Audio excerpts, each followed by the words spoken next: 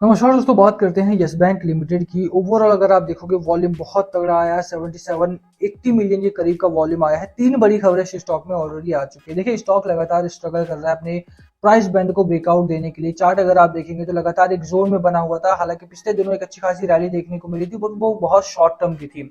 जो इन्वेस्टर निकलना चाह भी रहे थे वो भी वहां से निकल नहीं पाए थे इस जोन से, और लगातार स्टॉक में फिर से गिरावट देखने को मिली। अब दोबारा से वही एक जोन जो पहले ट्रेड हो रहा था जिसके बीच में, वही जोन आपको दोबारा से बन गया। बात करेंगे इस वीडियो में।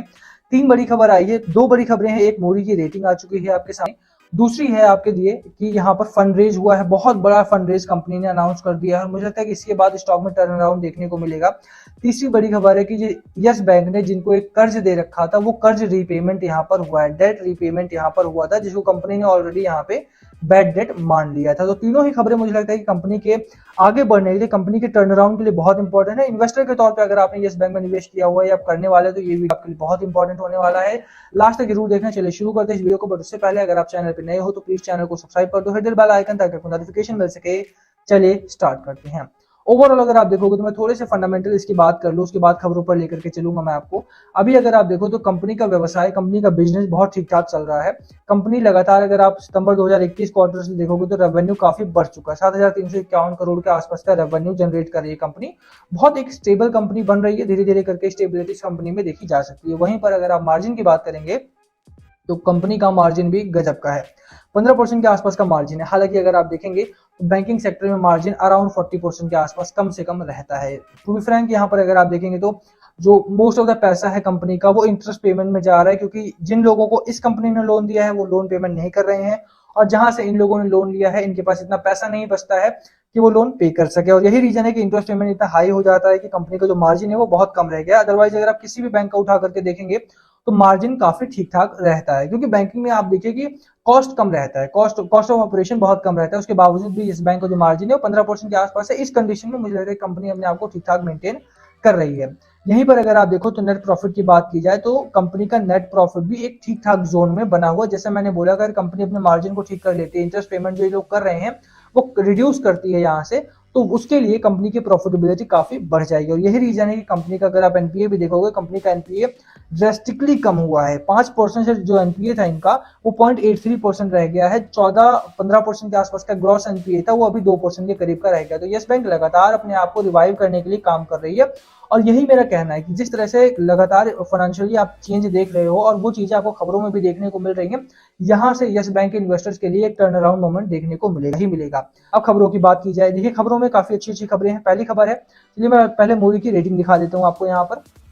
यहाँ पर अगर आप देखेंगे, आज ही की खबर है, इन रेगुलेटरी फाइलिंग जून 25 को private sector bank lender said Moody's investor service reaffirm it's long term foreign currency issue rating. BA3 की रेटिंग यहाँ पर आई लॉन्ग टर्म के लिए। Deposit rating BA3 based on credit assessment adjusted BCA at B1, यानी कि जो bonds की rating है वो भी आ गई है आपकी, और कंपनी की रेटिंग के तौर पर वो भी आ गई। The rating affirmation and stable outlook यहाँ पर दिया गया है, driven by improvement in India macro profile to moderate plus from moderate. तो पहले जो मॉडरेट रेटिंग दी गई थी इस कंपनी को, वो अभी मॉडरेट प्लस में चेंज कर दी गई है, और मुझे लगता है कि ये चेंजिंग काफी इंपॉर्टेंट हो जाती है। देखिए प्रॉब्लम कहां पर है कि मूडीज की रेटिंग हो गई या क्राइसिल की रेटिंग हो गई या CLSA की रेटिंग हो गई, ये सारे जो फर्म है, जो रेटिंग एजेंसीज आपके सामने है, ये सभी की रेटिंग जो है वो फॉरेन एक्सपोजर के लिए काफी इंपॉर्टेंट हो जाती है। अगर कंपनी को फंड रेज करना है उसके लिए काफी इंपॉर्टेंट हो जाती है। कंपनी को अगर बाहर से पैसा लेकर के आना है थ्रू डेट और इक्विटी, उसके लिए बहुत इंपॉर्टेंट हो जाती है। और यही रीजन है कि यस बैंक लगातार स्ट्रगल कर रहा था फंड रेज करने के लिए। आपने पिछले दिनों खबर भी सुनी थी कि कंपनी ARC फॉर्म करना चाह रही थी, बट RBI ने इसके ARC फॉर्मेशन पर भी रोक लगा दिया था। एसेट रिकंस्ट्रक्शन कंपनी फॉर्म करना चाह रही थी और वहां पर भी RBI ने रोक लगा दिया था। अगर asset reconstruction company yes bank form करती तो जो इसका डेट है, जितना भी डेट इस कंपनी के ऊपर था, वो सारा ट्रांसफर किया जा सकता था ARC को, और कंपनी डेट फ्री हो जाती उस केस में, और इंटरेस्ट पेमेंट इसका कम हो जाता है, जिससे कि मार्जिन इंप्रूव होता है और कंपनी की प्रॉफिटेबिलिटी इंप्रूव होती। बट ऐसा हो नहीं पाई क्योंकि RBI ने ARC बनाने नहीं दिया। रीजन वही था क्योंकि CLSA की रेटिंग वगैरह काफी डाउनग्रेड कर दी जा चुकी थी और लग रहा था कि यस बैंक डूब जाएगा, बट ऐसा हुआ नहीं। अभी जिस तरह से मूडी की रेटिंग इंप्रूव हुई है, पिछले दिनों CLSA की रेटिंग भी वहां पर आई, तो बिल्कुल यहाँ से एक राइजिंग ट्रेंड बन रहा है। मुझे लगता है कि यहाँ से आपको स्टॉक में तेजी देखने को मिलेगी। खबर पढ़ें आप तो इंडिया प्राइवेट लेंडर जो है यस बैंक, 23 जून को उन्होंने बताया कि $25 बिलियन के आसपास का, यहाँ $25 बिलियन के आसपास का यहाँ पर फंड रेज किया जाएगा। अभी लगभग 305 मिलियन के आसपास का, कितना है 2500 करोड़ के आसपास का यहाँ पर फंड रेजिंग होगी थ्रू डेट सिक्योरिटीज। इक्विटी में नहीं है, आपको ध्यान रखना है, डेट सिक्योरिटीज में है, यानी कि कर्ज के तौर पे इसको लिया जाएगा। Adding more, the bank said that it may raise the funds in Indian or foreign currency and the instrument may be done through non-convertible debenture।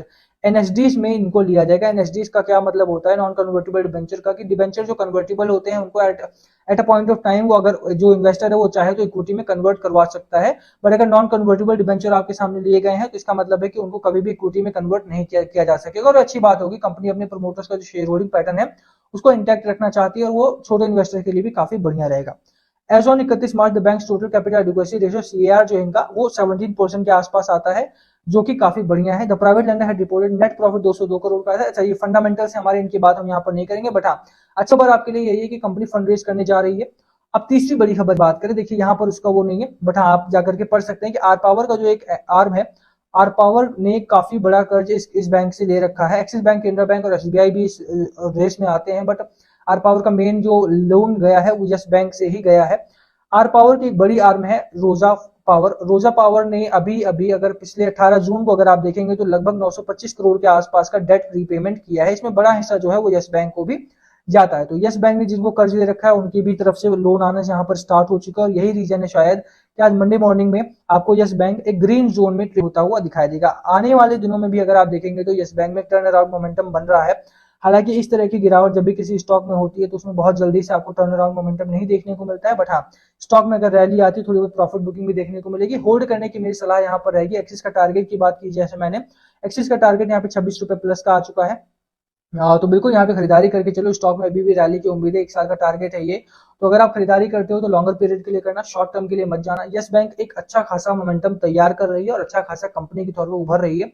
जिस तरह से एक समय पर आईडीएफसी फर्स्ट बैंक आपका स्ट्रगल कर रहा था, वो स्ट्रगल आईडीएफसी में भी था और खत्म हुआ, अब यस बैंक में भी है और वो खत्म होता वो दिखाई देगा बहुत जल्द। बिल्कुल यहाँ पे अच्छी कंपनी के तौर पे निकल के आ रहे, तो खरीदारी कर सकते हो आप इसमें। बाकी लास्ट कॉल मार्च वीडियोस आपकी स्ट्रैटेजी स्टॉक को लेकर के प्लीज कमेंट करके शेयर करना। वीडियो को यहीं खत्म करेंगे। पसंद आए तो लाइक करना, चैनल पे नए हो सब्सक्राइब किए बिना मत जाना। Thank you for watching and please comment, अगर पूछना हो तो थैंक यू।